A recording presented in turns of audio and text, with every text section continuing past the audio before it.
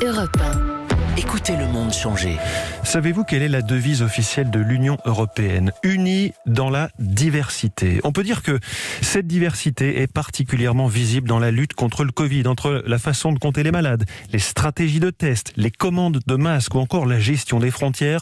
9 mois après l'apparition du virus en Europe, la coordination entre pays n'est pas criante. Face aux vagues successives de l'épidémie, quelque part nous sommes tous dans le même bateau, mais chacun écope dans son coin. Des stratégies très précises et même, vous allez le voir, assez inspirantes, que les reporters d'Europe 1 sont allés voir sur le terrain. Oui, Jean-Jacques Herry, bonjour, vous êtes en Slovaquie, à Bratislava, où on a adopté une stratégie unique en Europe, testée d'un coup toute la population.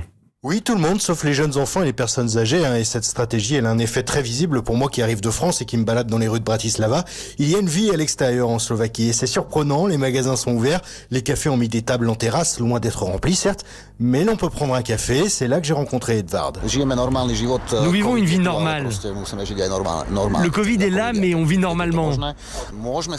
On peut aller dans un café ou un restaurant, mais même si on doit tout consommer à l'extérieur, ça, ils nous l'ont autorisé.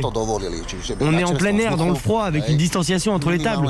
Mais même dans le froid, on apprécie. Jean-Jacques, comment est-ce qu'on fait pour tester autant de monde ?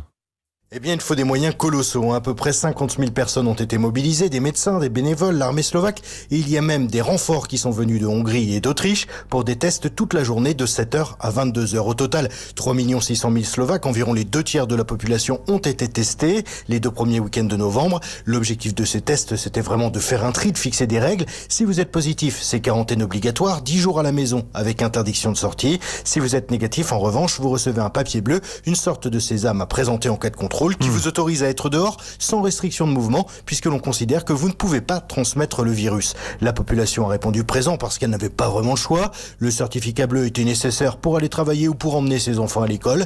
Et pour ceux qui seraient sortis sans ce fameux papier bleu, le risque était très gros, 1 650 € d'amende. Oui, alors Jean-Jacques, je remarque que vous dites le risque était très gros, vous parlez au passé. Oui, parce qu'il y a eu une bascule ce week-end. Les testés positifs d'il y a 15 jours ont terminé leur quarantaine. Plus besoin donc de les différencier des autres. Plus besoin de ce fameux papier bleu. Tout le monde a le droit de sortir dehors sans restriction maintenant, d'aller au centre commercial par exemple, où Barbara faisait ses courses avant-hier.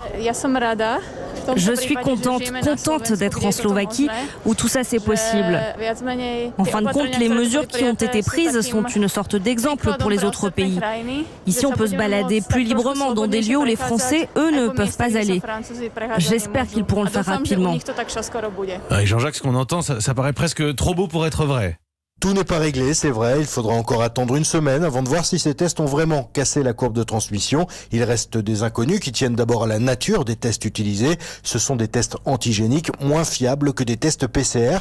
Mais il n'empêche, la stratégie séduit. L'Autriche, par exemple, a annoncé hier soir qu'elle aussi allait mener une campagne de dépistage à grande échelle. Mais attention, cette stratégie est un outil qui, ici en Slovaquie, ne fait pas oublier les gestes barrières et le port du masque qui reste, comme en France, plus que jamais obligatoire. Merci Jean-Jacques Herry, en direct de Bratislava, en Slovaquie. Et bonjour Jonathan.